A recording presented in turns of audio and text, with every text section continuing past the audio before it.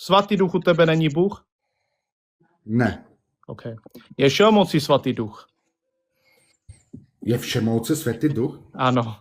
Všemohúci len Bůh je Otec. Ale Bůh vlastní Svatý duch, ne? No, Je to jeho moc? je to jeho moc. OK. A ta moc není všemocí, si řekla. Tak Bůh má nešelmocí moc? Ale prečo ty vlastne, hej, pozri, ja verím, že len Boh je všemohúci. A Svatý duch není tak. Tak když Boh je všelmocí a Svatý duch není Boh a pouze Boh je všelmocí, tak Svatý duch není všelmocí. Tak to? No keď samotný syn není všemohúci... Teďka nemluvíme o synovi. Svatý duch. Tak, no, keďže neverím, že samotný syn je všemohúci, prečo by som mal niečomu inému dávať pozornosť, že je všemohúci? Hej? Tak OK, nevěříš Ježíš je všelmocí a taky Svatý duch není všelmocí, ne? No. OK, ale Svatý duch je jeho moc. Tak Boží moc není všelmocí. Tak jak je Bůh všelmocí, když ne podle moci? No řekni mi jak, Jano. Tak lebo samotný on je všemohúci. Může být všelmocí bez své moci. 5 minutes later.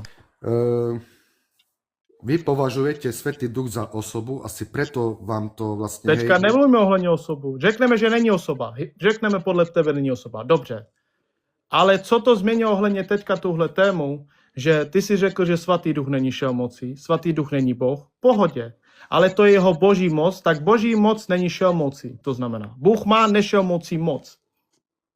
No však keď Boh je všemohúci a používa svoju moc vo všetkom.